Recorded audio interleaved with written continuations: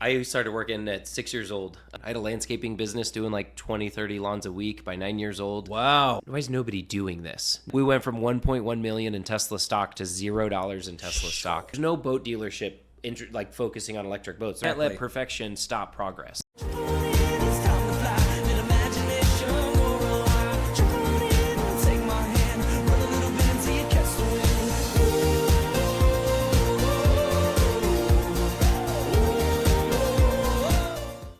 Welcome to the Elevate Your Leadership podcast series with U.S. Navy Special Operations veteran, CEO, and hockey fanatic Bob Pizzini. Bob discusses leadership, success, failure, defining moments, and hard lessons learned with guests who are intentional in their approach to leadership. Leadership is a perishable skill. Use it or lose it. In this series, entrepreneurs, industry executives, academics, public figures, and other highly effective professionals share their formulas for success with you. Welcome, everybody, to this episode of the Elevate Your Leadership podcast with me, your host, Bob Pizzini. Hopefully, you've listened to all 70 or so episodes, and hopefully you find great value in the discussions I have with the guests that I bring in, who are very interesting, very accomplished entrepreneurs, military folks, and today's guest is an exception in that we're going to talk about electric vehicles, EVs. We're going to talk about all things EVs today. When we get to that, my guest today is Eric Pinzon. Eric is very accomplished in his own right. I'm going to read his bio real quick. He's a business owner and business leader here in the community, and here we go. With over a decade of experience in electric vehicle technology, Eric lies at the intersection of innovation and sustainability. He spent 9 years with Tesla, where he led the installation of hundreds of EV charging stations, opened and ran some of the top service centers in the country. Did you open Norfolk? No, I left right before that because I didn't want to deal with that headache. Gotcha. Okay. I ran Virginia Beach. Okay. The service center. Yep. Oh, yeah, gotcha. Okay. All right, man, this is going to be such a great chat. And he helped launch the mobile service program. He has since co-founded Electrified Marina, the #1 electric boat dealer in the U.S. It's a company based out of Norfolk that specializes in electric boat sales and boat repowering. Slight correction there. Just opened a showroom. I actually haven't opened yet. Just got the keys in Virginia Beach, down off the boulevard, the old Oyster Cove Boat Works. We just got a showroom. Really? So, that's exciting. Oh, that is so cool. Let's see. So Eric offers a diverse fleet of electric watercraft via the showroom, from leisurely picnic boats to high-performance vessels.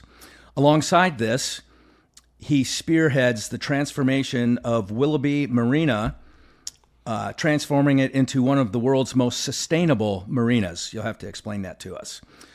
His goal is to push the marine industry forward with a more sustainable approach and help set new standards. All right. Welcome, Eric Pinsen, to the Elevate Your Leadership podcast. Thanks, man.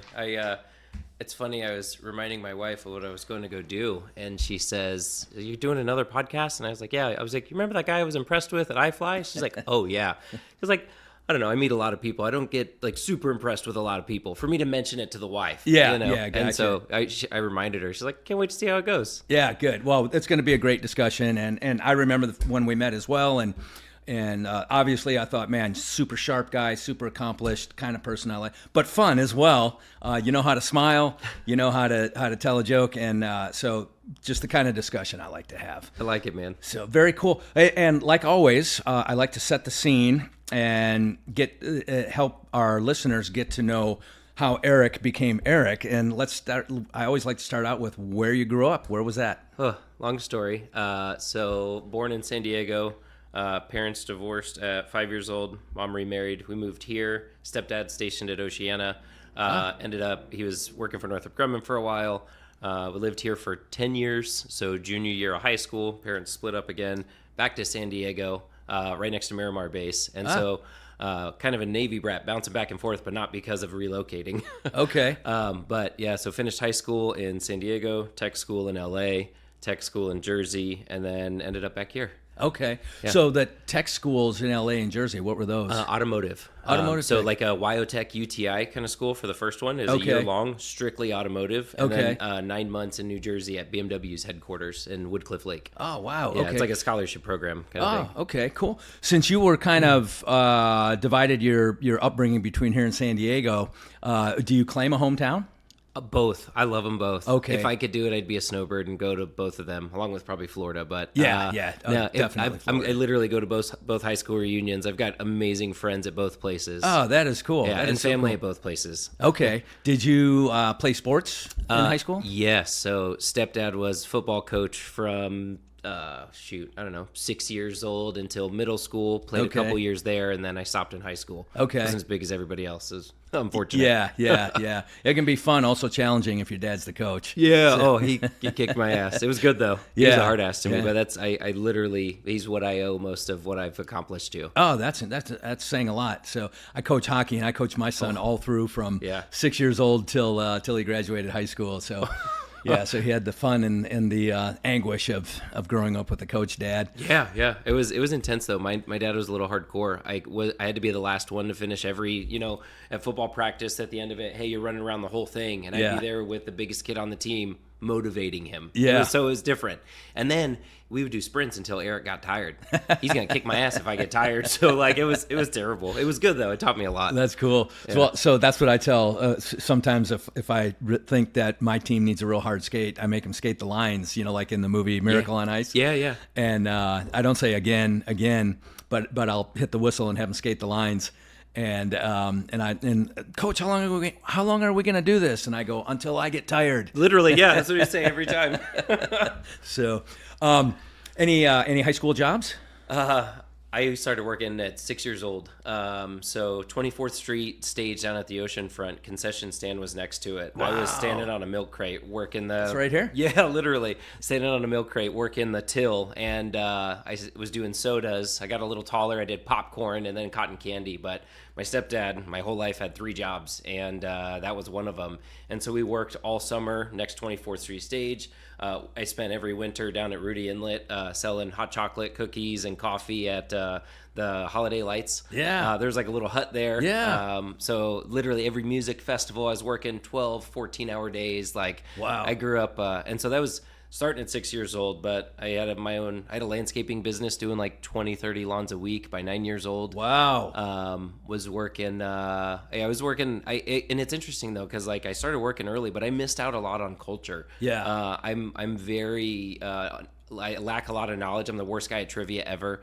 I didn't watch near as much TV or movies or know actors, actresses, singers. Like I'm very uncultured. Yeah. But I know a lot, and I learned business very early. Yeah.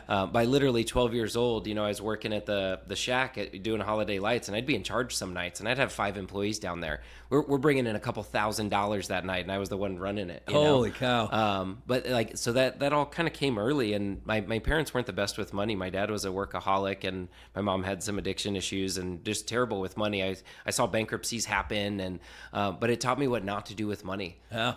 There's a lot of people that use that stuff as a crutch their whole damn life, and it's like they're teaching me early what not to do. Wow. Like people what they were doing, like most people make those mistakes in their 20s and 30s, and they were young. My mom's like 25 years older than me, 22.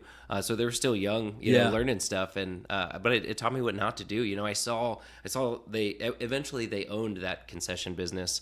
And I saw the numbers. I was helping package the cookies sometimes. Wow. And we were getting paid 2 cents a cookie. But like I learned about running a business, and my stepdad, same hard ass, that landscaping business, I started it off with his lawnmower, his weed whacker, his shed, using all of his stuff. He took 20% from me. He made a lot of fucking money from me working my butt off, And I'm talking, I was working 40, 50 hours a week as a kid, cutting grass. I had 20, 30 lawns in the neighborhood. It was a lot. Yeah. Using his equipment, though? Yeah, exactly. So he got it all. It's reasonable. But by 11 or 12, I bought a Craftsman-powered motor, a steel weed eater, my own wagon, a backpack blower. I had it all. I had a couple thousand in equipment. And each time I bought more equipment, he took me to 15%, 12%, 10%. And it got to the point where I was paying him, I think it was 10% for the shed. And I did the math. I was like, this shed will pay for itself in 2 years. Yeah. And I Wow. was like, I'm going to go buy a shed. Let's go. He's like, nope, you've learned your lesson. Like, we don't need 2 sheds out there. Wow. Holy cow. That's Yeah. great, though. What a valuable lesson to learn as a kid. Huge. And I remember trying to motivate my friends to work for me. And that nobody wanted to. Money didn't have value at 10 years old. Huh, yeah. And minimum wage at the time was $4.75. I was paying them $10 an hour Holy just cow. to slack off. It was so terrible. Holy and cow. like I would be the guy mowing the lawn, and like he would suck at weed whacking. I was like, hey man, you got to hold it at this angle. Yeah. It needs to look right. He's like, man, I don't want to be that careful with it. I was like, fine, you cut the grass. And then I see him cutting the grass, and his lines are all crappy. Yeah. And I'm like, come on, Adam, like, what are you Yeah, doing? yeah. They weren't motivated to work, you know? Yeah. And I got picked on as a kid because we didn't have money. And so, like, I showed up with the Payless shoes, LA Lights, and I was excited about them. And then I got roasted at the cafeteria table because they weren't Jordans or Adidas or Nikes, you know? Yeah. And so I was motivated to get money quickly to try and not get picked on all the time. Thank goodness. Wow. Just for reference, so this podcast is coming to you from Virginia Beach, Virginia, and from the 3rd floor at iFly Virginia Beach Indoor Skydiving, the podcast studios, which overlook the Atlantic Ocean. And so the boardwalk in the areas that Eric is referencing is literally 1 block behind where we're sitting right now. Yeah. So that's pretty interesting as well. What a great beginning and what a great lesson you got early on. What did you do after high school? So I was planning to join the military. Had an uncle that was Green Beret. I was training with him, hiking with him, training with the SEALs. Literally doing like backpack hikes of Cowles Mountain with a 40-pound pack. And I took the ASVAB, ready to go, doing the physical. And at the recruiter's desk, and my girlfriend was next to me. And I was like, hey, we didn't talk about this. You're going to wait for me, right? She said, I never said that. You've been pushing me to do this the whole time. She's like, yeah, pursue your dreams. I'm going to go to culinary school. Like, maybe we'll meet up later. You know, this is a fling, I guess. And we'd been together a year and a half. Actually, we got to call this out. My mom went to high school. This was my wife's mom was my mom's best friend. Wow. Okay. But they were trouble, you know, partying, drugs, you name it. My mom was the trouble child. My mom moved away. When we moved back, she's like, hey, I've got these friends you need to meet. And they showed us a picture of us taking a bath together at like 4 years old. And so like moved here, had no recollection of her, didn't even know her, moved back there. She's the first girl I meet. And I'm like, she's the one. Wow. Like, this is it. Wow. And we hit 20 years next week. No kidding. Which is the crazy timing. So you didn't join the military. Oh, you're correct. Because you wanted to stay, you wanted to keep that relationship. Yeah, so she says, no, this is your thing. And I pushed the papers back across the desk. I was like, dude, like, sorry. Like, wow. I got to give this a chance. I'll be here if this don't work. There Like, you go. Okay. I will be here the next day. Fair enough. You know? Fair enough. And so it's like, we'll see how it goes, you know? Yeah. And we both go to LA to tech school. We're 3-bedroom apartment, 7 people in it. And she's going to Beverly Hills every day for Cordon Bleu culinary school. And I'm going to automotive school right there in Rancho Cucamonga. Like, not the best area, not the best living conditions. Yeah. Not ideal, broke as hell. Wow. Borrowing out our ass to live Yeah. from Sally Mae that owned us for a while. Oh, wow. And so we're both working 2 jobs, 4 hours a night of sleep for a year long. Yeah. I get accepted into a BMW program. And the next one available is in Jersey. And so it's like, I guess I'll move to Jersey and we'll reconvene after this. And so we did the long distance thing. She went back to San Diego. I was in Jersey, living in the ghetto of Jersey, Yeah. Elizabeth, Newark, car getting broken into multiple times. Wow. Broke as hell. Chelsea sending me $20 on a Friday just for gas. You Yeah. know? It was miserable. Yeah. And like I was going to school full time, and the school is so intense, super high. Like it's like a 0.02 acceptance rate. Yeah. You have to be perfect to get in, literally perfect scores, perfect tests, everything, because it's so competitive. And they say you shouldn't work a job while you're going to the school because there's so much homework and studying. And I couldn't afford not to work. So I was the only kid in my class out of 10 kids working. Everyone else is like either borrowing money for it, and I couldn't get any more money because I couldn't get a cosigner, or they living with parents, or they have a silver spoon in their mouth, which was 75% of the guys. Okay. Wow, really? Yeah. So the goal of this program, it's an amazing BMW Step is what it's called, and every manufacturer's got one. Audi, Porsche, like everybody's got one. Ford? Chevy? Yes, Ford Okay. Fact is amazing. They have one of the best electrical programs out there. Okay. You were there for their electric? So no, not Okay. particularly. All right. Electric didn't really exist back then. That's right, it didn't. So Yeah. this is 2008, 2009. Okay. I graduated in 07. Okay. And so, I go to school up there, and when you get out of there, you have all the credentials of a master technician. For a dealership to send a technician to school, it would take 3 years worth of, a week every quarter, a week every 6 months. Yeah. And it cost them like $100,000 worth of all of that accumulated time. And so we call them step kids, and it's like they can pay and get a step kid from BMW corporate. I think it's like $20,000. The kid agrees to work at that dealership for a minimum of 2 years, or he pays it back. But you have all the credentials of a master technician, but none of the experience. Yeah. And so you come out of there like, pretty, not big-headed, but like tip of the spear kind of thing. Yeah. And you get humbled super freaking quick. Sure, Because sure. you're book smart. You're not street Yeah, smart in yeah. terms of a shop. Yeah. You're breaking bolts. I blew up a couple engines. It was a hot mess. Yes, I'd say it's the same thing in special operations training. I went through Navy diver, advanced Navy diver, Navy EOD technician. You come out of school thinking, hey, look at this pin on my chest. I'm the man. Yeah. Then you get to the unit and you realize, oh, man, I don't know anything. Yeah, I got 30% of the knowledge I needed. Yeah, exactly. And so I was one of the ones that came out super humble, and I was a sponge. I would learn from everybody, and I would work for other master technicians. Once, like, Checkered Flag had amazing dealership. I worked there for a few years at BMW. Wow. Okay. And they bring you in and you work under a few different master technicians and learn the ropes, and the tech benefits directly off of what you're doing. It slows them down a little bit, but very quickly it's to the point where they've got 2 cars in their bay, and I'm the minion, banging out 80% of their work, and this guy's making 120, 130, 140 a year. Damn good money to oversee a tech, but like I could also break some shit that he has to deal with too. So it goes both ways. Yeah, okay. But I got 2 years in, I was making 6 figures because you're paid on flat rate, so it's commission.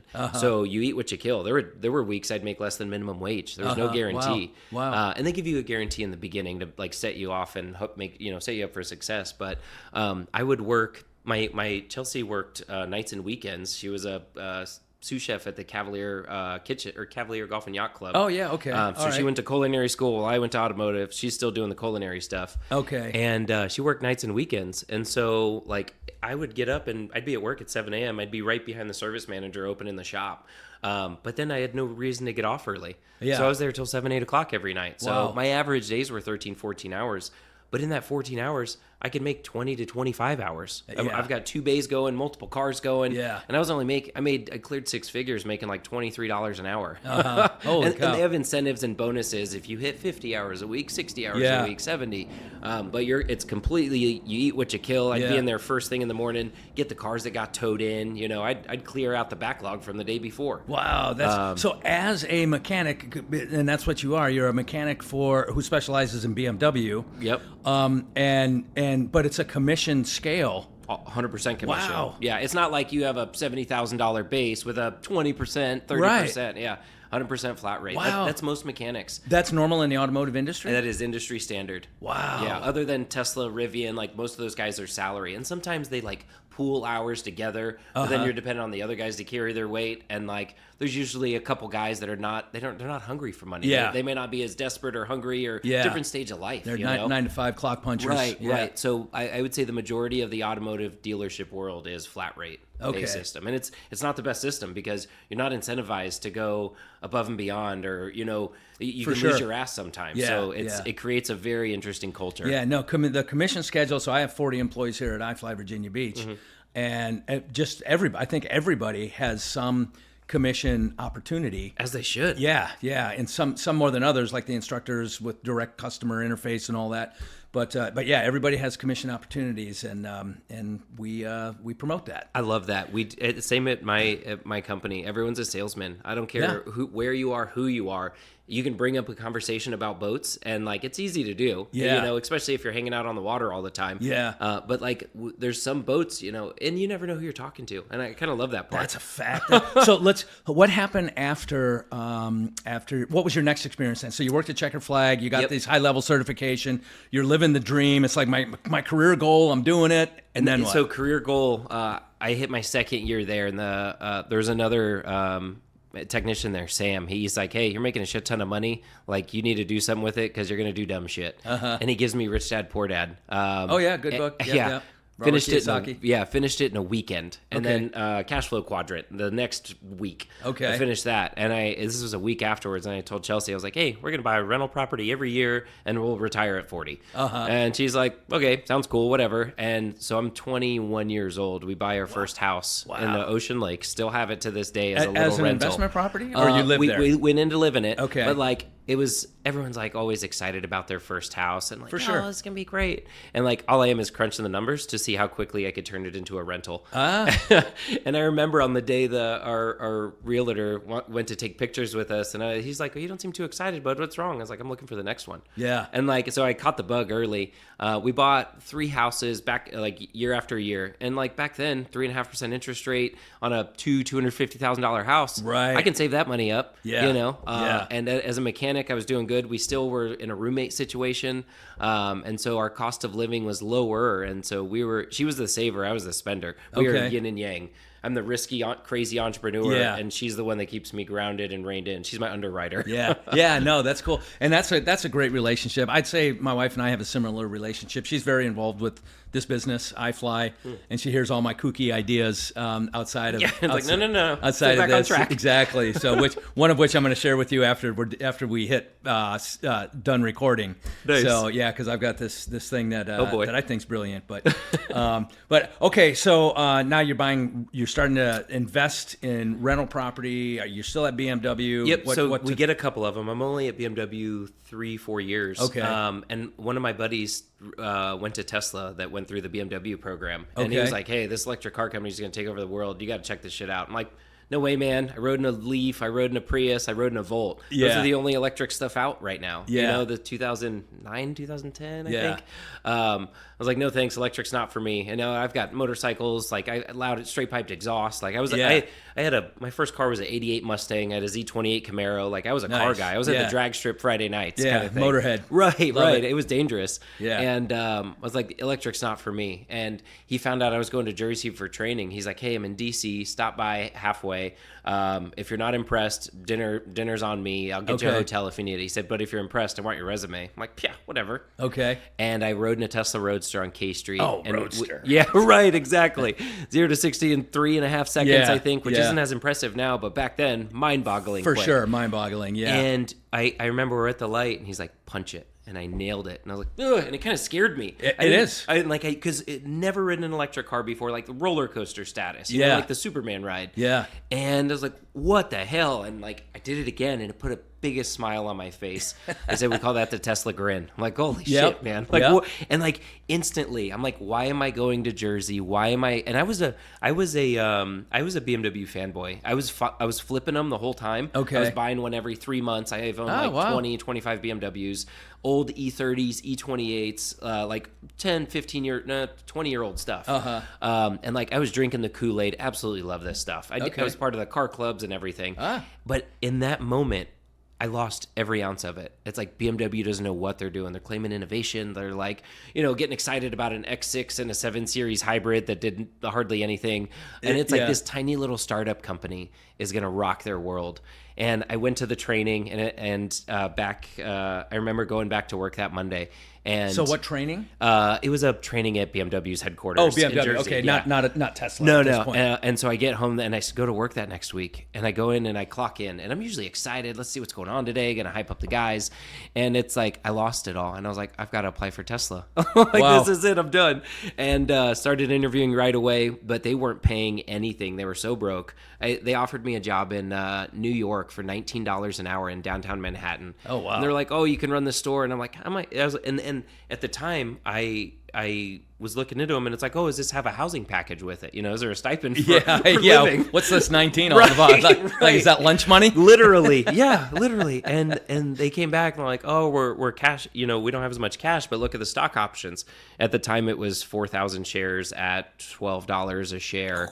It would have turned into like $50 million. No big deal. Yeah, I don't think about it ever. Oh, you didn't take it.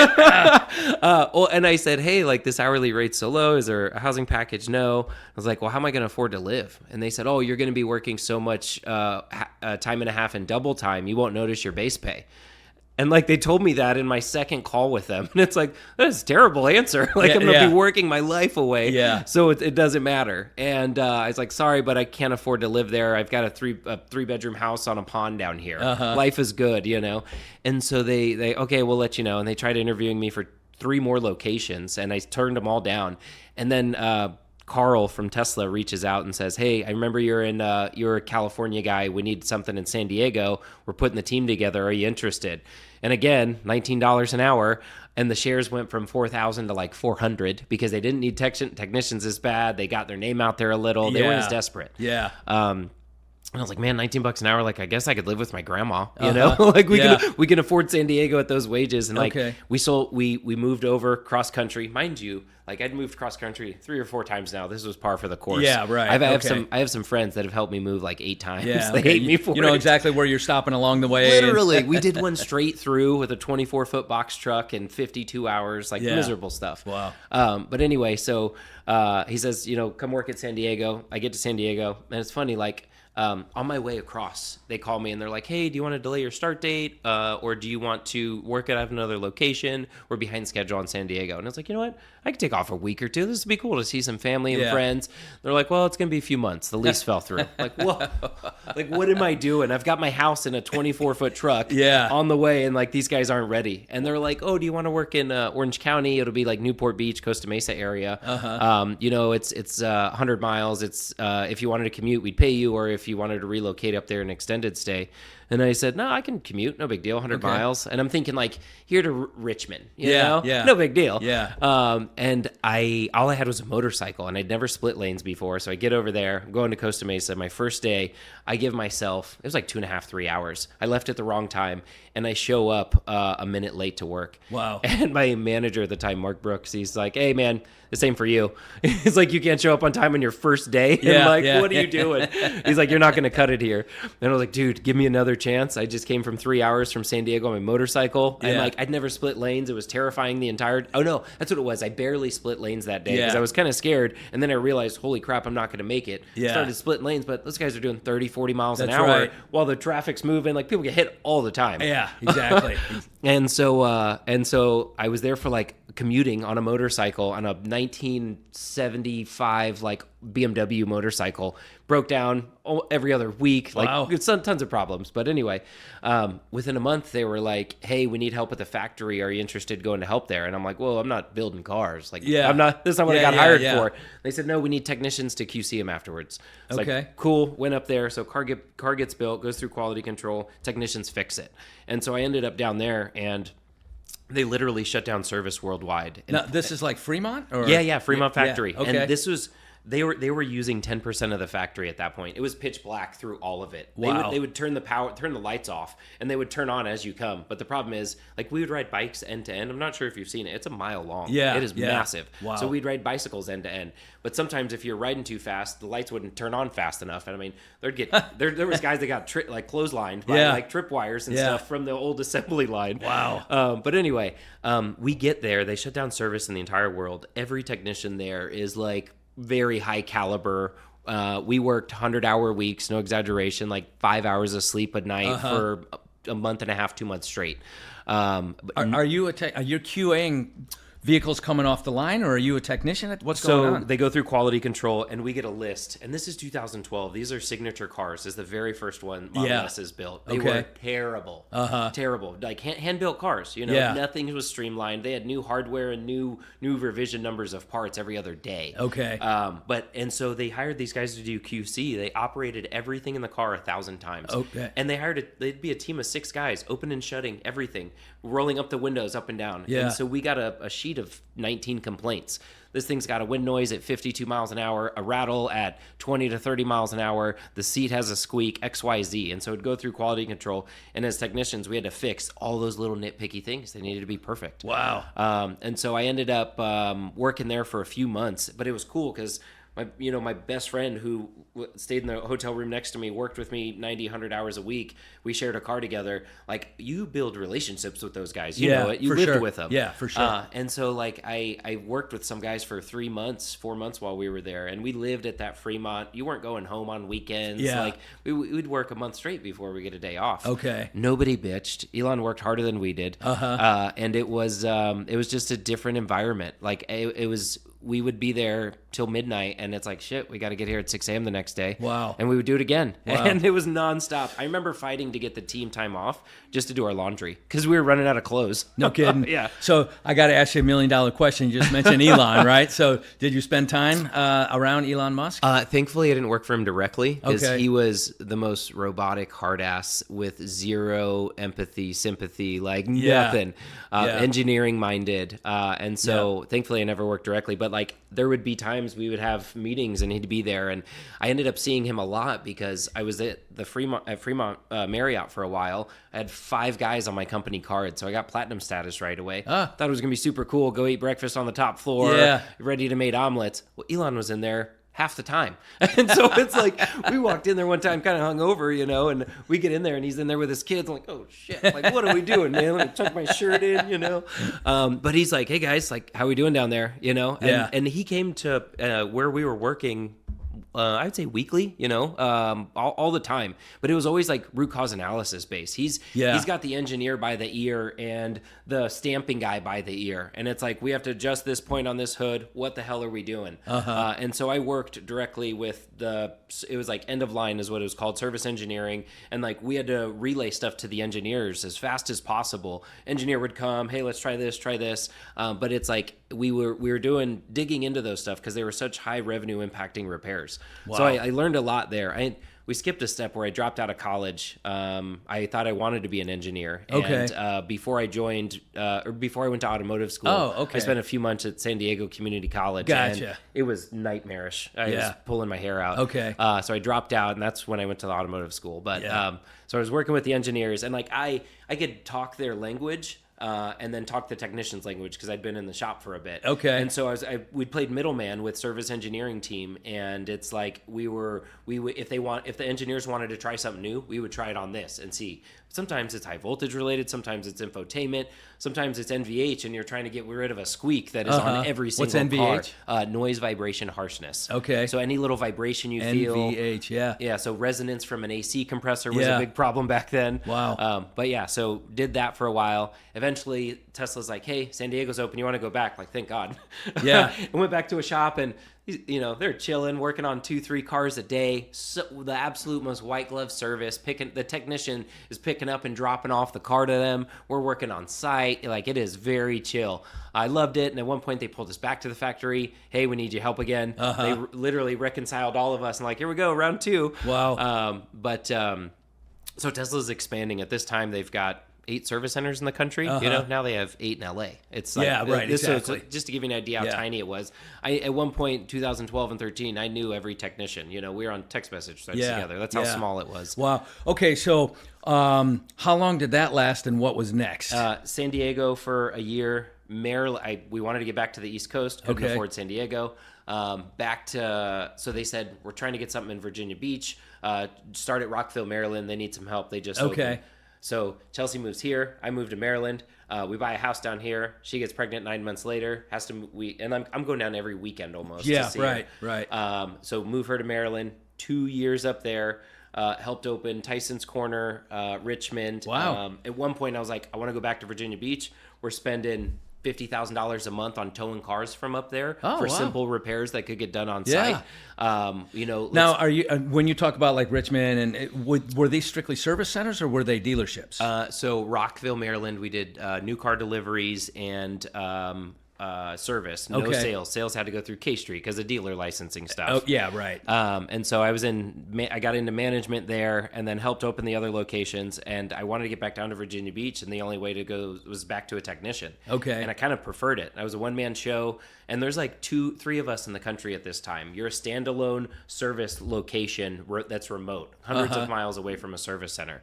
And so like you're out there on your own. You might not have cell signal. You might not have the tools, the parts. Yeah. Like you're Jerry, right? Not jerry rigging, but you're MacGyvering stuff. Yeah. You got to be creative. Yeah. You know, if I'm somewhere and I need to get something fixed, oh, I don't have this tool. Let me make this tool. Yeah. You know, Wow. that kind of stuff. Or let me go find the body shop and borrow a tool, take them to lunch kind of thing. So you get creative with everything you're doing. Wi-Fi, I had to work on cars in Starbucks parking lots to update the cellular connectivity. So yeah, me and a couple other guys are mobile technicians in the country. We're the only ones doing it. We're talking to each other. Hey, what's things going on? What are you trying? And like, we've got mobile printers sent up in there. We've got a parts department in a storage unit or in our own garage. Yeah. We're working on sometimes 3 to 5 cars a day. Wow. And my territory was Charlottesville, Richmond, Hampton Roads, Outer Banks, Eastern Shore, because all we had was Tyson's Corner at the time. And so every day I'm working 70, 80 hours a week on average. Yeah. A lot of time on the road too, I bet. And it was, but I utilized it. Like so many people complain about traffic and driving. Yeah. I was crushing podcasts and audiobooks at 1.5 times speed. Wow. And whether it was real estate related, investment related, entrepreneur related, crushing podcasts. I listened to every episode of Bigger Pockets because like still I was like I wanted to get back on the real estate track and retire early kind of thing. Because like Tesla was close to failure that entire time. Yeah. It'd be every couple weeks. It's like, hey, you applying anywhere? Like, nope, not yet, man, not yet. Yeah. Wow. And like we got stock options through that too. And in the beginning, my sign-on bonus was $20,000. It was peanuts. It ended up being, if I didn't sell any of it, it would have been worth $2 million or so. Yeah, right. But at the 1 year mark, it's like, holy shit, it's tripled, you know? I don't know what to do with money. Let me go ask some savvy investors. Okay. Or savvy, I talked to like 3 financial advisors. Every one of them, sell it all. Tesla's going bankrupt. I'm like, okay, let me hedge my bet. It tripled, And I remember selling, it was like 125 shares at $70 a share, 15 times split ago. Yeah. Wow. So anyway, I try not to look back at that stuff. You can't cry over profits. Yeah. Who knows? You know, I mean. So I was slowly chipping away at that. We got a couple more rental properties here in Hampton Roads, and I'm talking like boring single family homes. And everyone thinks you get rich over that stuff, but like if you're clearing $100 to $200 a month on a single family home after everything's paid for, including allocating for maintenance and capex, which everyone forgets. Yeah. And it's like when it's all said and done, and you're still making a few $100, like that's a win. Yeah, for and sure. so we're slowly collecting these, but like we're dealing with headaches, evictions, like absolute nightmares. And I'm telling you, I'd leave Tesla on a Saturday afternoon, come down here, and we evicted a tenant, and I'm banging out floors, painting everything. Yeah. Do that all weekend long. Drive up Monday morning at 4 a.m. to get back to Tesla. Wow. It was nightmarish. How did you? So then, did you open the service center? Because there used to be a Tesla service center in Virginia Beach. There's not anymore because they opened the dealership in the next town over in Norfolk. Yep. But did you open the service center here? So fast forward, I'm a mobile technician for a couple years. I help out with destination charging. So like all the charging stations in downtown Norfolk, Water's Edge Winery, Wasserhund Brewing. I was like door knocking to get charging stations installed. Ah, wow. Tesla used to give them away for free. Yeah. And nobody believed in electric cars other than some like progressive forward thinking businesses. Yeah. And so did that, helped set up the mobile service program, like the Model S's that have the big drawers in the back for the technicians I've to seen work out. them. I helped design and build those. No kidding. Yeah, so went back to LA, helped configure them. Just for reference for the listeners, so the Model S maintenance person pulls up your driveway. The hatch opens up in the back, and they have basically a workshop in there with tools and parts, Air and drawers compressor, battery chargers. Yeah. And we did like canopies over the top. Yeah, But, super impressive. As a mobile tech, the amount of work I can do in the field saves us from towing something back. Yeah. If I've got to replace a strut or an AC compressor, I'm putting that thing up on ramps. I've got my canopy set up. I might be at their house for 4 hours with an AC machine. I'll get my ass kicked underneath this car. Yeah. But it saves us how much of swapping them out with a loaner and everything. Yeah, right. And so I was doing more work than anybody in the world remotely. There was like one guy in Germany, and we would talk all the time. I still remember him. And we like, hey, I got to do this remotely. It's like, ooh, okay, but you need a gantry or you need something. And we'd rent out shop space in the back, like moonlight at shops after hours just to get the work done. What? So in rainy, crappy weather, you just set up your tent and go to work? There was no options. Yeah. It'd be snowing, and we'd be getting work done. I remember at one time I was doing a tail light, but in order to reach into the lift gate, like for my forearm to fit, I had to take my jacket off. So it was 18 degrees, but this guy's tail light went out. 18 degrees. I've got half a jacket on. Yeah. And I'm like trying to grab a 8mm nut and loosen it. That doesn't sound terrible, fun. right? But like I can always relate to those moments because like, hey, it's never gonna be that bad again. Yeah. Good point. I want to take a minute to tell you about my book titled Elevate Your Leadership: How to Develop, Maintain, and Advance Lifelong Leadership. This book is based on my 26 years in U.S. Navy Special Operations and now 13 years in the private sector. Leadership is a perishable skill and a personal brand. In part 1, I guide you through building and applying your personal brand of leadership. Leadership also requires physical energy and mental clarity. In part 2, I go over the 6 key components of health and wellness and how you can apply these components every single day to become a great leader. This book is also breathable. What does that mean? It's 170 pages, 12-point font, with charts and graphs and pictures to break up the monotony of reading page after page. Finally, this book is available on Amazon.com, BarnesandNoble.com, and of course, RobertPizzini.com. Folks, I want to take a minute and talk about Breeden Construction. Breeden Construction built iFly Virginia Beach 10 years ago, and our building is solid. Why? Building a standard. Our standard is excellence. Visionary thinking, innovative design, dynamic solutions, and transformative growth. While others may see lofty ideals, we see the very foundation needed to construct a better future. This isn't just a promise we make to you, it's the standard we uphold. This is Breeden Construction. Learn more at breedenconstruction.com. Headquartered in Virginia with offices throughout Virginia and North Carolina, you can contact Breeden Construction directly at area code 804-364-4600. Breeden Construction, a national general contractor.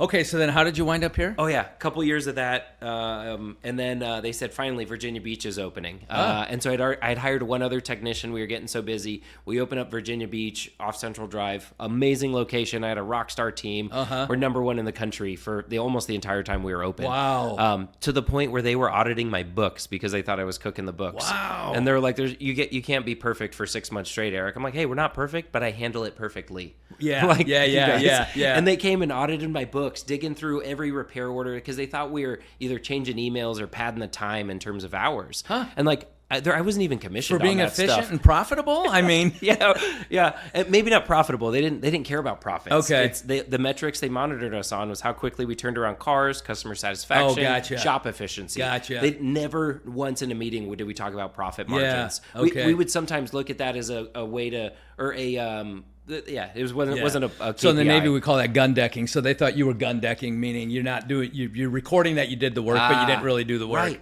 Yeah. And so they looked at our books because like we would break a lot of stuff. I had one of the youngest teams in the country too. But it'd be like, hey, Mr. Customer, we were doing your windshield and we scratched your A-pillar. It's gonna have to get painted. I'm sorry. I know you were talking about a P90D or P85D, whatever, the nicest Model S. Like I've got one in my loaner fleet. I'm gonna get you that. We're gonna get this painted professionally at this shop. They're the best in the area. Wow. Dream Team Collision's gonna take care of you. And by the way, there was a paint chip lower on your A-pillar. It looked like a rock chip. We're going to get that taken care of too, so your car's going to be better than what you had. Yeah. And like I got good at handling escalations, and my manager in Rockville, his way of training me was letting me do his job. And so every escalation came through and it'd get dropped on my desk and it's like, this car's been at the body shop 6 months. This customer hates us. They're threatening to sue.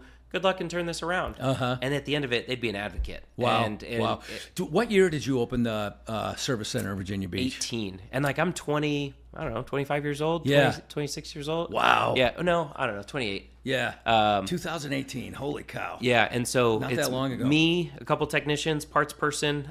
We had, I don't know, I think at our peak, we were like 8 people there. Yeah. But company culture was amazing. We'd go out on the weekends and party together. Yeah. We had, culture was just huge. And I believed in that more than anything. We bought my wife's Tesla in 21. Okay. And it's the same thing.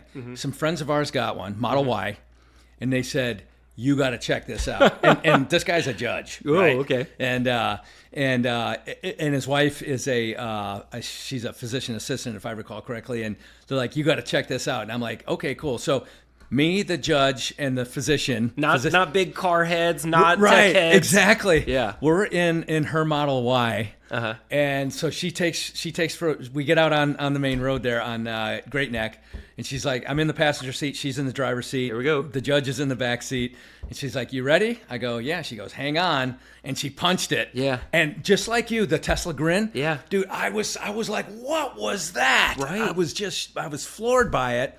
And they look, and I'm smiling, all that, and then she pulls off the side, and she's like, all right, jump in the driver's seat. Your turn. I jumped in the driver's seat. And before we pulled back in their driveway, I was like, done deal. That's it. I'm getting one. And I bought a Model Y for my wife. And If you're going to let her drive it. right. You fight over the keys. So and she had no idea. She had we weren't talking Tesla. We that's weren't a even ballsy talking. move. Yeah. We weren't even talking new cars. She had a Ford Explorer that she loved. Gosh. We had the premium or whatever Surprise, it is. honey. Yeah. So about 2 months before that, we took my pickup. I had a F-150, right? Just a V8. We took my F-150 up to Richmond, and I bought a gun safe. And so we loaded it in the back of the truck. We bring it home. Well, now a month later, you got the Tesla dealer in Richmond, right? About 2.5 hours from us in Virginia Beach. So I go online and order the vehicle because it's all on your phone or online. Yeah. And so I got to go to Richmond to pick up the vehicle. So I tell my wife, I go, hey, we got to go back to Richmond so I can get the floor anchors for the gun safe. Yeah. And it's a rainy Saturday. Yeah. I'm like, why don't you ride along? Nothing else going on. She's like, yeah, sure. Yeah. So Pull in. the gun shop in the mall, literally, you go past the Tesla dealership, and 2 blocks later is shopping center. is the gun. Yeah, exactly. So we pull in, and we're going past the Tesla dealer, and I go, let's go check those out. And she's like, those cars are Not ugly. for me. She's like, not for me. They're ugly. I go, well, let's check one out and see what's going on. So we go in. I'm scrambling in the console of my truck for the envelope that had all the paperwork. Yeah, all the paperwork. I'm here to pick up my car. Yeah, and she's like, what are you doing? And I go, I'm looking for this envelope. She's like, for what? And I go, you're getting a new car today. And she loved it? Loved it. Wow. So talk about the shotgun effect. So it's raining out. Now she's got to drive her new car home 2.5 hours in a car that Without you. Yeah, exactly. So it takes just a little bit to learn. Yeah. It's a little learning curve. Yeah, a little learning curve. But then you're ruined. That totally. Even compared to our Lightnings, like the software, the tech in there, they're full self-driving, and it's like people ask how the Lightning is. Like, it's great. Have you owned a Tesla before? No, you're gonna love it. Yeah. If you had the Tesla before, the mobile app, like it's exactly. just so seamless. Yeah. No, that's so true. So anyway, I didn't mean to take up too much time there, but that's what I did to my wife, and but we still have it today. It's been a great experience. So that was the Model Y thing. Yeah.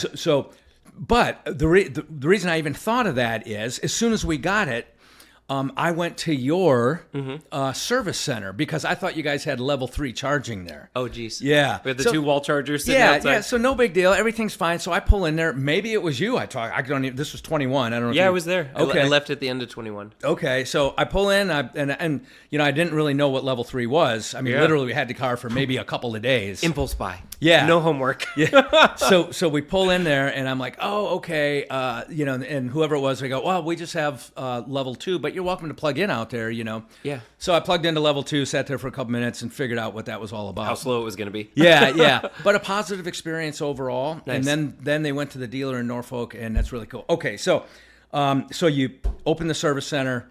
You left at the end of 21. So it was going amazing, and they said, hey, we've got the new service center coming. We'd love for you to run it. I'm like, thanks, but no thanks. Like, I've got it damn good here. Life is good. And I just had this discussion with my wife last night. That last year at Tesla, that was the 1 year in the 20 years we've been together. I worked a 40-hour work week. Oh, really? And I did it for like the last year I was there because things were so dialed in. My team was a rock star. Yeah. Having a great team, and this is the Elevate Your Leadership podcast. And we got to talk about team. And Yeah. But we'll talk about the team you're leading now when we get there. So, So that was opening, and I was like, thanks, but no thanks. Here's my 2-month notice. I'm happy to train the next guy, but I built a name for Tesla in this area. Everybody back then had my cell phone number. Wow. Anybody that's had a car that long, they all knew me. I was Eric, the Tesla guy. Wow. And I was advocating at the same time I was working for him. I was at the Earth Day events. I would host electric car meetups. I was the guy at Virginia Beach Cars and Coffee giving rides every single event. Wow. And it was never, hey, buy this car. It's like, hey, you got to check this out. Yeah. And I remember pulling up in La Promenade at the curb, and people get out, and there's a line of people to go for Tesla test rides. And so I'm just an advocate at this point, just having and fun. what vehicle are you? Model S, P85D, P90D, Okay. 700-ish horsepower, 0 Yeah. to 60 in 3 seconds. Yeah. But these like nobody had these down here yet. There was a couple hundred maybe. It was pretty exclusive. And so I was advocating for it, and I left there. Didn't even know what I was going to do. I had about $1 million in my account. We had like 18 doors in terms of rental properties. Okay. They were bringing in like $50,000 a year, and so and then it's like, hey, we can almost afford for you to quit your job. Do we want to get 5 more rental properties, or do we want to maybe get a roommate? Or we can. That's what it was. This was before COVID, and it was like, we'll rent out a room in our house. Okay. And like, we have a decent 3-bedroom house. We gave up the master, and we go to this tiny room that's this big. Wow. To make the sacrifice for me to be able to quit my job. Yeah. And so we had one person come in, Airbnb in it, letting a stranger into our house. Yeah. And it went great, and then COVID happened, and we're like, what the hell are we gonna do? Found a long-term roommate. She was amazing. She was there for 5 years. Wow. But she was paying $1,000 a month. Yeah. And our mortgage was 13, so it Yeah. allowed for me to not work as much and make as much money. So That's cool. And so let's see. Left Tesla, didn't know what I was going to do. I tried buying land and leasing it to solar companies before, like a while ago, before it was cool. At one point, I had me and a business partner. We pooled our money together. I say business partner. He was an ex-Teslanaire. Okay. Everybody that was with Tesla at that time, even literally the car wash guy became a millionaire. Yeah. If they kept their shares. Yeah. Most of us couldn't afford to, or we thought the company was going bankrupt, so Yeah. we sold. To this day, I've got friends like myself that should have $50 million and are working with no savings. It's Yeah. crazy, but Wow. middle class isn't taught financial literacy. Yeah, So yeah. you were just, there's $30,000. I'm going to buy a house. It'll be perfect. And Yeah. you missed out on millions of dollars. And to this day, we say my wife has a $2 million engagement ring because I sold I think it was like, I don't know, $20,000 at the time. Yeah. Anyway. So didn't know what I was going to do, was buying land, trying to lease it to solar companies, lost $50,000 doing that because of the lack of education out there. It was nightmarish dealing with city councils and the not in my backyard people. Yeah, thinking, for sure. Thinking the solar panels are going to take all their sun. Yep. And so That's crazy. And so I had another business partner who I met, as crazy as I was. She was at she was at SpaceX for 10 years. I was at Tesla for 9. Wow. We just so happened to meet at the service center. She saw some real estate books on my shelf. She said, I want to start buying real estate. I've got a lot of SpaceX money I need to put to work. She starts buying rentals, and then she comes up with the idea, hey, we should buy an apartment complex together. And we're thinking 10, 20 units, like small, you know? But right. it's enough for me. It's like, hey, that's all I need, and then I'm done. Yeah. I don't have to work. Like I grew up like lower middle class, saw some bankruptcies. Like Yeah. I don't need a lot, you know. And if I could make 6 figures and not in semi-passive income, Yeah. like life is good. Yeah. And so that was gonna be it. It was our last hurrah. And so got a couple small apartment complexes under contract. Didn't get any. She says, hey, I found this marina in Norfolk, 16 slips. We could put Airbnb houseboats there and rent them out. I'm like, cool. I know real estate. I know Airbnb. I'd gotten a couple units at Snowshoe. And I was like, this will be easy. Yeah. City of Norfolk said no. Neighbors got really organized, and we made us. Yeah. So Wow. Airbnb houseboats didn't go through. Like she said, hey, let's do a boat rental company. I'm the electric car guy at this time. I'm like, no Yeah. way. I'm not interested in gas boats. Like I've heard of the nightmares. I used to work. I worked at, I've worked on gas engines. Yeah, No okay. thanks. She says, no, I've seen these electric Duffy boats in Newport Beach. Like you got to check them out. We checked out some Duffys, didn't work out. We ended up with another company called Willoughby Marina out of Canada. We approached them, said, hey, we want to buy some of these boats. And they're like, oh, you guys should sell them. You'd be an electric boat dealership. And it's like, wait, why is nobody doing this? Nobody. This isn't 22. And there's a couple of guys that have a boat rental company and happen to sell electric boats, but there's no boat dealership focusing on electric boats. There was hardly any manufacturers at the time selling them. Yeah, for sure. And like that's when the light bulb went off, and it's like, well, I guess we could do that. Sure. At this point, like that real estate play that I sold my wife was, let's buy a small marina and rent out houseboats. And now it's a rental boat company, and I guess we'll sell some boats. Picked up like 5 more manufacturers. Oh, I skipped a step. We were in due diligence for that marina. We went to every marina in Hampton Roads. Now this is you and just one business partner. Yep, and it's, Erin from SpaceX. From SpaceX, okay. Yep, and she is maniacal, just like me, dangerous. Like Okay. both of us just conquered this monumental thing that never could have happened. And they're catching rockets, and she helped she helped in that process, her and her husband. Wow. So they... And she lives here? She did. She lives on a sailboat now. Okay. Yeah, of course. But yeah, she's down in Bahamas. Yeah. But she comes back up here frequently. Okay. Bring her here. Bring her to iFly. Oh yeah, she's been. That was my first time here for her kid's birthday. Oh, cool. And because I don't know. I'm still very frugal, and I never thought it was worth the money. It's like, they want how much money? I'm like, no way. We hear that all the time. And I came for a birthday party, and Chelsea, my wife, didn't even come. And I got to fly with my daughter right after, and it was just like, oh my God, this is amazing. We ended up going skydiving 5 times. Oh, cool. We caught the bug. All right, good. I put that on pause. I haven't done it now, but I'm eventually going to get my jump license. Yeah, okay, good. But anyway, amazing experience, all of a birthday. We find we're under contract for that tiny marina and a bigger marina. We come across it and we leave off the conversation. The manager's complaining of the current owners, mom and pop. It's Willoughby. We leave with a joke. Oh, if they ever want to sell, here's our card. 2 weeks later, she's like, hey, they want to sell. Wow. Holy shit. I'd never stepped foot on a boat as a kid other than the New York ferry, and I thought it was amazing. But I didn't grow up with friends with boats. I remember going out on somebody's pontoon boat one time. It was amazing, but I wasn't a boat guy. Okay. I didn't have friends that were boat guys. And here we are selling boats now, bought under contract for one marina, and now I'm convincing my wife to buy a second marina. Wow. And this one's big, 250 slips. Where's the second location? Willoughby Spit. Okay. Okay. So right Willoughby Marina, right next to Rebel Marina. Okay. But it is the worst marina in Hampton Roads. Boats are sunk underwater, pilings broken off under the water. Yeah. So boats couldn't see them. Yeah. The building is crumbling, the pilings that are holding it up. And you wanted to buy it. Seemed like a good deal at the time.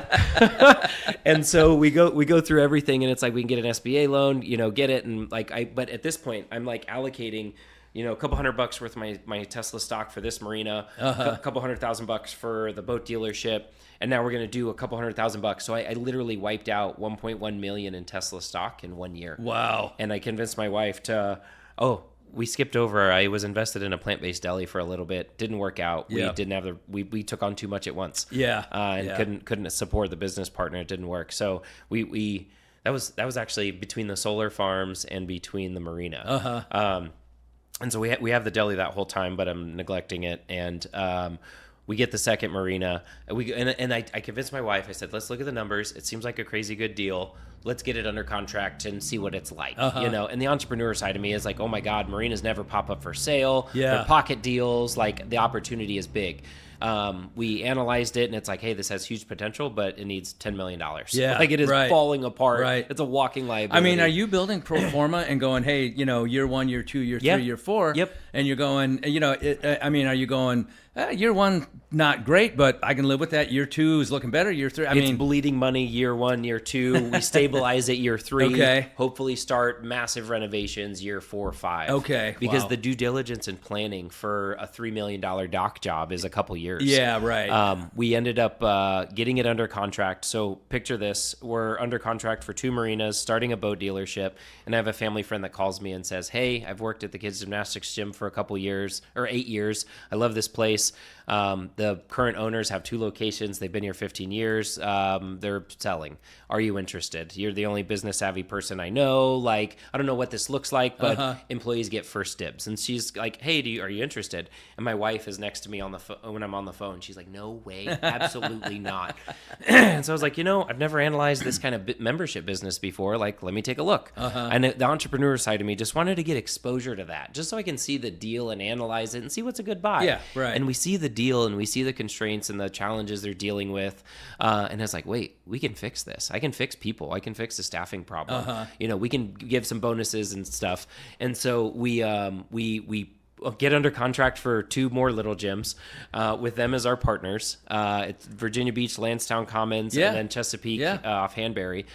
So we're under contract for 2 marinas and 2 little gyms all at the same time. So currently? Oh, no, this was, in 2022. Okay. Okay. Ended up closing on all of them. Absolute roller coaster with all of them. For sure. Zoning, nightmares, loan financing, collateralizing real estate for the small business loan for the little gym. Yeah. Absolute nightmarish year. Wife almost hates me for it. Still kind of does. So we bought both marinas, the little gyms, and the boat business. And we start off with a rental business. I didn't know boats. I didn't know rentals. And she, we kind of have to divide and conquer because we took on so much at once. Yeah, so for she sure. she handles more of the marinas. I handle the boat stuff. She's not chefing anywhere then. Hold on. My wife was working on the little gyms and deli and managing our 20 rental properties. Yeah. Oh, wow. So my business partner tackles the marinas more so, and I do the boat business more so. And we there's some overlap there, but we divided and conquered. But neither one of us knew what we were doing. You know, she'd been on boats a lot, but she never ran a marina before. Yeah. Wow. And both of us are like same brain waves, so like just shooting from the hip as fast as possible. You know, because like that's what we did at Tesla and SpaceX. It wasn't with our money, but we were scrappy as hell. Yeah. And like we would solve some of the craziest of problems. Is that kind of like the Elon model? That's the way he rolls? That's it, man. Yeah. No excuses. Figure this out. I mean, I remember being at Fremont. We ran out of tools when 10 technicians came in, and we're selling out like the Harbor Freight and the Home Depot worth of hand tools. Yeah. Because we had to get stuff. Wow. So we did that kind of stuff like through our career. And so we've got all this under contract, trying to stabilize it all. Absolutely chaos. Learning a lot of what not to do. It's very expensive. Just dumping more and more of our money in. Yeah. Get to the point where we wipe out our life savings. 0 401k, 0 life savings. Wow, that's all in. We went from 1.1 million in Tesla stock to $0 in Tesla stock. Yeah. And so still have no life savings liquid. It's all in real estate and businesses right now. So I'm still in the thick of it. Like lights at the end of the tunnel a couple of years away. Yeah. But like we are still, you know, with the boat business, we have the only electric focused boat dealership in the world. The odds of failure of starting a business are 80% in the first couple of years. And then like it goes higher and higher. But like electric boat dealership, like timing, luck, skill set, grind, and strategy, like on another level that we have to execute in a volatile market. For sure. We're buying boats from some manufacturers that go bankrupt.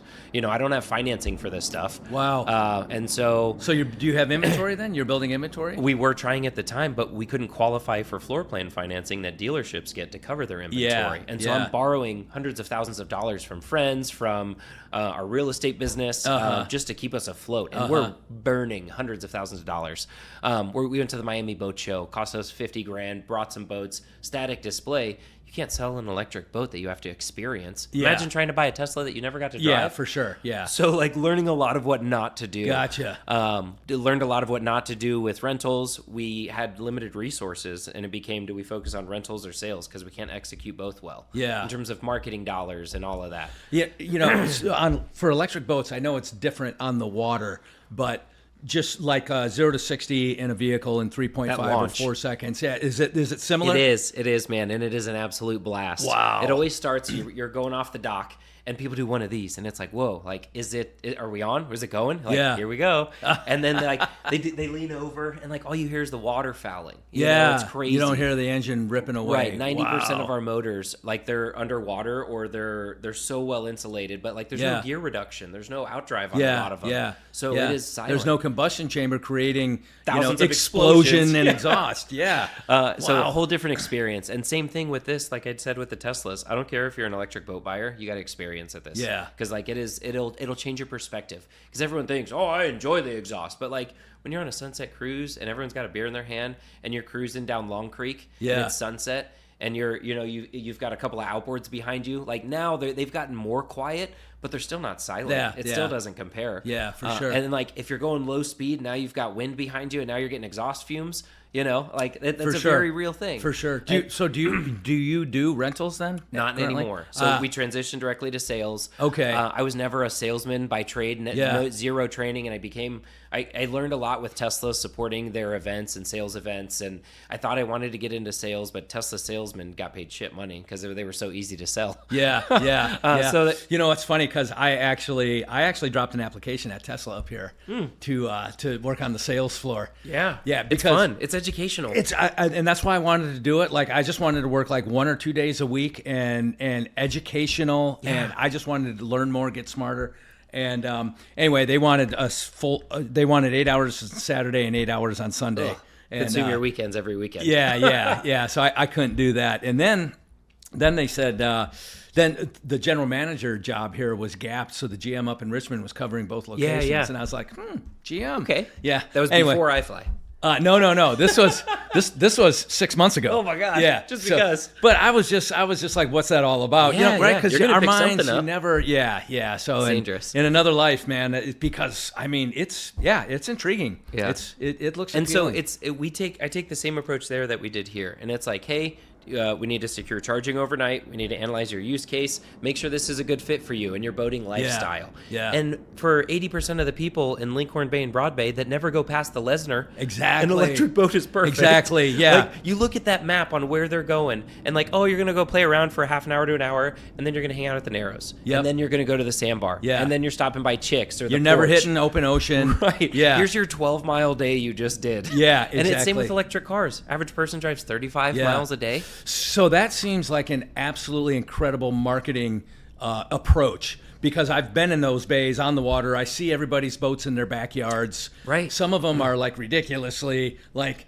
you have that's probably $200,000 boat, and Yeah. you never take it, You use it 10 times a year, 20 times a year. and you don't And the, take And the worst way to own a boat too is to let it sit. Yeah. And with electric boats, you just plug them in, Yeah. Most of our stuff doesn't even have a gear reduction, so there's no wearing components. Exactly. Most of them don't have seawater intakes. There's no corrosion. It's pretty the power. There's a bunch of powertrains in the space right now. We represent everybody. We're brand agnostic. Okay. So it's not like you go to this one dealership and this is the only powertrain you're going to get with it. It's like, no. You want a pontoon?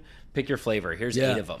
Well, so what do you mean powertrain? Because there's no, like you said, there's no transmission, there's no gear reduction, there's no combustion chamber. Batteries and motors. Yeah, it's batteries and motors. That's it. So when you say powertrain, you're just really talking like, okay, so battery would be storage capacity. Yep. And motor would be horsepower. Yep, correct. Okay. And like those have to scale accordingly. Yeah. But right now to this day, 175 horsepower and enough batteries for the average pontoon or 21-foot boat, $50,000 to $60,000. Okay. It is expensive, 2 to 3 times the cost of gas for a repower.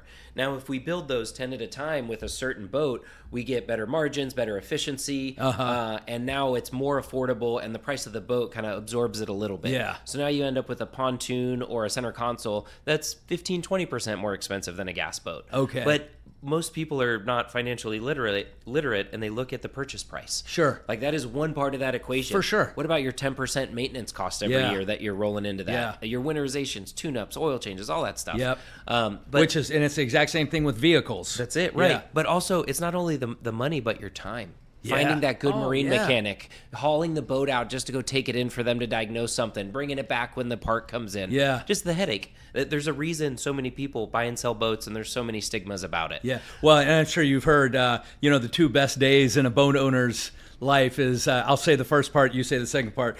The first best day is the day they bought it. And the day they sell it. That's right. But the question is, would that exist if it was electric boats? Yeah. Because you don't inherit that part-time job that comes with maintaining that thing. Yeah. You're not flushing your engine every single time you use it. For You're sure. not. Do you flush anything, or you just hose it off with a Hose it fresh- off. Yeah, That is it. Wow. Are there any at the? So we have these big boat marinas where your boat sits in a warehouse. Boat hotel. Yeah, boat hotel until you need it, and they bring it out. Are there any electric boats at those places? No, most of them don't even like an extension cord plugged in for a 12-volt trickle charger. Wow. I have literally been on the phone with the insurance companies of some of those places to convince them about how safe this is. Yeah. With their forklift charging right next to it. Yeah, right, It's like, right. this is what we're talking about here. Yeah. But they're afraid of what they don't know. Even to this day, there's condo associations that won't put in charging stations That's crazy. because those electric cars explode all the time. Yeah, I was told that by a condo association on Laskin. Yeah. You know what's funny about that? I think it's for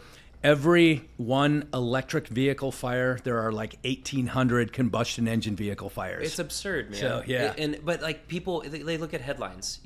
It's what the media is Yeah, polarizing. yeah. It doesn't matter if there's a gas car fire every day in Hampton Roads. It's like, hey, there's a gas car fire, no big deal. Yeah. Tesla car fire because they ran over a tow hitch. Yeah. A commercial tow hitch. Oh my God, Tesla's going bankrupt. This had a car fire. It's like, dude, the guy's alive. Like Yeah. it's gonna be okay. The rumors are crazy. So I know we're getting close here. Let's talk about Ford F-150s. So you have a Ford F-150 electric vehicle. I have a Ford F-150 electric vehicle. And the discussion we have had in the past goes something like this. People don't know what they're missing. That's it. And the ones that are so negative about it have never owned one. everyone that's optimistic, they've owned gas and electric. And that's what I try and tell people. Like, take a step back and look at who you're arguing with. He's owned 20 gas vehicles and now owns an electric. Yeah. You've never owned an electric. You've just heard headline news. Exactly. And I tell everybody it doesn't make sense in every application, but explore it. Explore Make sure it. it's not right for you. Because like you said, most people, myself included, 95% of my driving is in and around town. You know, Yeah, so 98%. Yeah, 98. Average American is 98%. And I probably, as an EV driver, I probably road trip more than the average person. Mm-hmm. And there have been times of inconvenience, but the more you do it, the better you get at it. And then it becomes easy. You're booking the hotel that has the charging station. 100%. Once you figure that out, that's magic. That's it. So, what year is your truck? 22. I'm at 70,000 miles. Okay, and was that the first year of the Ford F-150? It was. EV? I bought a Yeah. demo. I had a Rivian before that. I've owned 40 cars in my life, Wow. half of them electric. I did Turo for a while. We skipped over that. I had a dozen cars on Turo, Okay. renting out those, all electric and man. hybrids.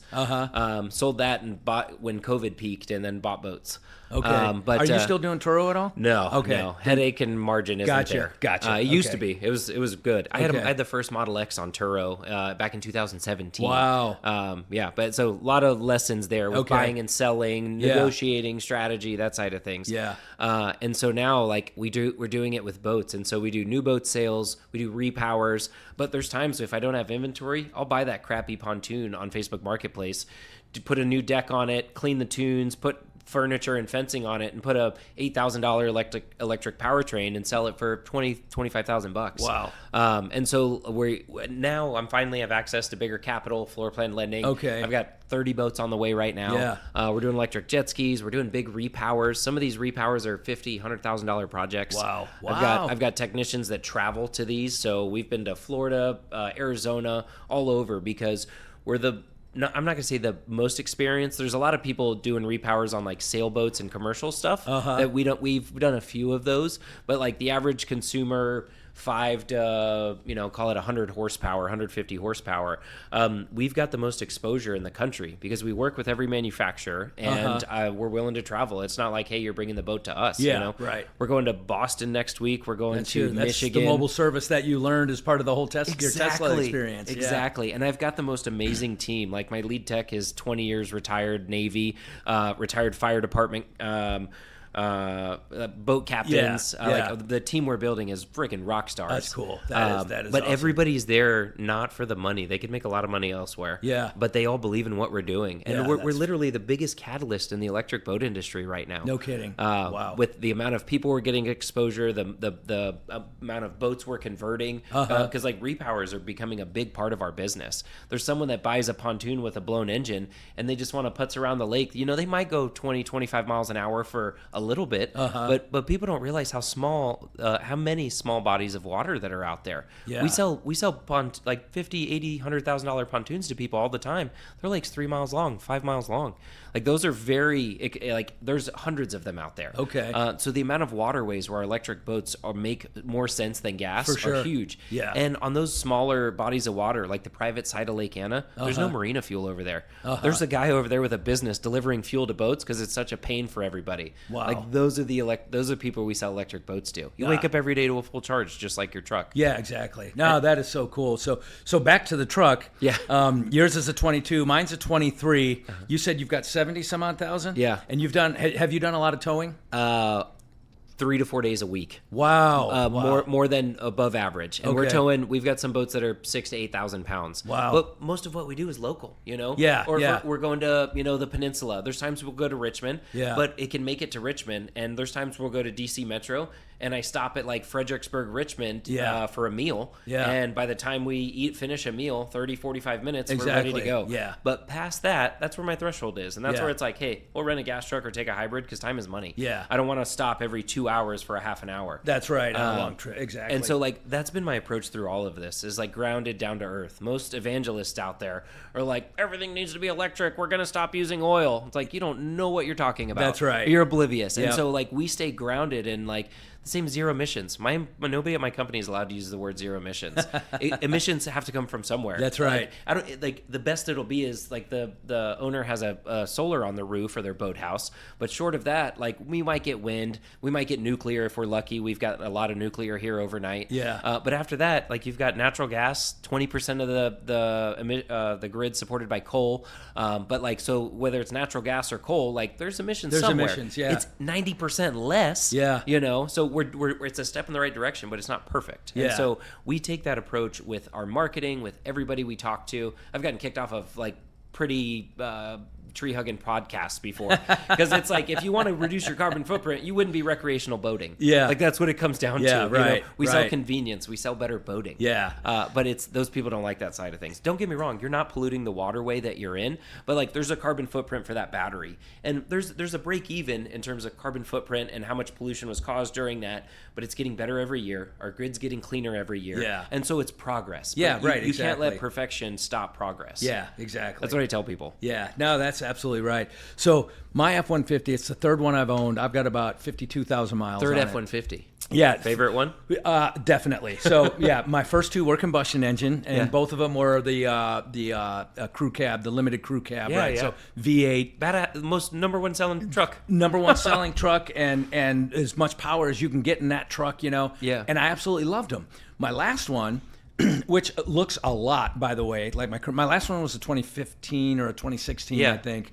And similar body style, though, not far off. Yeah, very similar. Not a lot of changes, you know, over that time frame. But at like 120, like at 100,000, because it was like 100,200 miles. Oh God. Right when the warranty expired. Yeah, right when the warranty expired, hit the miles. So and then I think a head gasket went or something like that, whatever it was, right?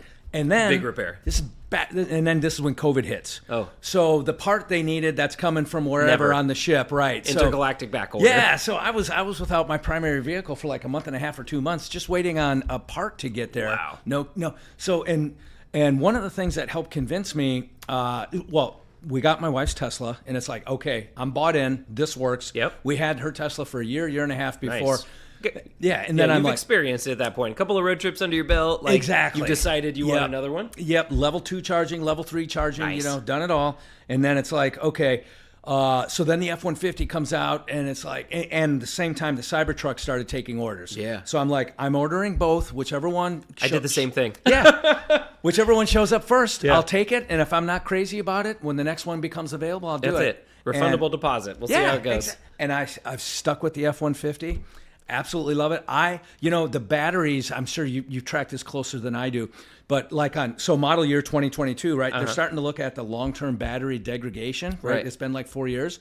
And they're saying, wow, these batteries are lasting even longer than we thought they were Than going anybody anticipated. Yeah. And I saw that at Tesla firsthand because we were doing like battery life cycle analysis stuff, and we pulled data from every single car, and we'd have people call in, oh, my batteries dropped this %, and I was literally analyzing cell balance and voltage and helping Tesla build algorithms to build this battery tracker. It was super cool.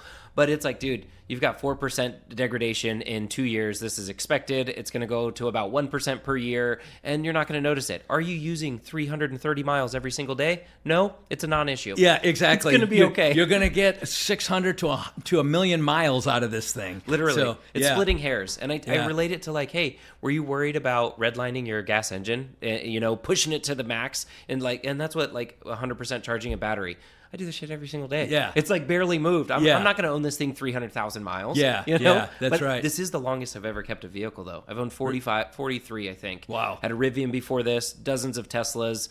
I've had more electric cars than I'd care to admit. But I love this thing. And I'll probably get a Silverado EV next, strictly because of towing range. Ah, okay. Because we rent a gas truck twice a year, three times a year. Yeah. But it saves mileage on mine. And we need a new shop truck. And they're finally getting to reasonable prices. Yeah. But it's the dealerships don't know how to sell this stuff. And it's the same thing in the boat world. They don't want to sell it. They don't know how to sell it. That's They're right. terrible at it. Yeah. You can go secret shop any dealership out there, I would put $100 that 90% of them suck at selling electric cars. Yeah. And I did consulting for a little bit, trying to teach these guys how to educate people. But you got to think about it. Their business model can't get supported if there's a majority shift to electric. They make 40-60% of their margins, talking about capitalism. The majority of their margins is from repairs and maintenance. Yeah, for sure. Sales and parts are a smaller component sure. to that. So they can't fully embrace this and try and make a huge shift without cutting their overhead 30-40%. Dude, I took my truck last week. I took my truck to Ford for my 50,000 mile maintenance. When I left there, guess what they charged me? It was like $60. Zero. Because there was nothing to do. Zero. They said because I changed the cabin air filter myself. Oh, that and wiper blades is yeah, it. Yeah. They're like, hey, everything. Looks good. Yep, everything checks out. Everything's working great. There was nothing for us to do. No charge. Yeah, they literally go under there with a flashlight. They're like, oh, this is still tight. Yep, we're good. Yeah, okay. yeah. Yep, that coolant looks good. And there was a factory update. I forget what it was. Yeah, it was a little recall. They came to my driveway and did it. Yeah. Beach And I've Ford had has stepped it up Yeah. so much, man. And that was the other side of owning electric remotely. That white glove service. I had a Rivian for a little bit. Their service center's in Richmond. I had one of the first ones here, and it had some teething pains. And that's when I went to the Lightning and Beach Ford. I granted I don't see them, so it's a different relationship. You know. Yeah, that's incredible. And the frunk, I think it's like 14 cubic feet of space. So I didn't even put a tonneau cover on my truck. You don't have to. Yeah, you don't have now to. You have your full access to your truck bed. Because Yeah. that's always like a kryptonite. Like, do you want the hard-sided one? Do you want a toolbox? Exactly. Do you want to cover it? Exactly. And now, my front trunk, I've got a lot of money and tools up there. I can diagnose anything, voltmeter, electrical bag, a floor jack, a knee pad, a tool kit, a hardware kit. Because whether I'm going to a rental or one of our businesses, there's a chance I'm going to fix something. Yeah. You Wow. know, I don't care if it's plumbing or electrical related, I got it. Yeah, that's cool. That's cool. Eric, well, I know you gotta get going here, and this, man, you and I could talk till tomorrow about this stuff. You have a incredibly successful business model overall. You're growing this marina infrastructure. How can people get a hold of you, and what do you bring to them? Yeah, so all my socials are purely educational. You'll never see me, hey, buy this now. It's like, hey, this is an electric boat. If it doesn't work for you, that's fine. But check this thing out. It's kind of cool. Yeah. So it's an education-first approach I take. I'm Okay. an electric boat dude on Instagram. Okay. And then just my name, Eric Pinzon Jr. on Facebook. But I just try to get the word out there about this stuff. Awareness is our biggest challenge with electric boats right now. Yeah. And so it's just purely educational. Hey, check this out. This is what charging's like. Anyway. And is your showroom floor open? Give us 3 weeks. Okay. Grand openings May 30th. Okay. But please send me an invite. yeah, absolutely. So after that, please come by. It is a hot mess right now. We're building cabinets, building furniture. Yeah, for sure. And working on boats right now because we can't slow down. So it's wow. juggling between that. Wow, that's great. So yeah, 1305 Virginia Beach Boulevard, Old Oyster Cove Boat Works. Okay. Stop on by. I've got, I don't know, 8-9 employees now, and it is, everyone there can sell you a boat, talk to you, educate you. It's awesome. That is so cool. So cool. Eric Pinsen, so wonderful to talk to you. Thanks for stopping by, and let's do this again. Dude, this is as good as I hoped, man. Thanks so much. Thank you for listening to the Elevate Your Leadership podcast. To contact Bob directly or to learn more about how Bob can advance you and your organization through leadership training, team building, executive coaching, and public speaking, visit robertpizzini.com. Robert, Pizzini.com, and connect with him on LinkedIn.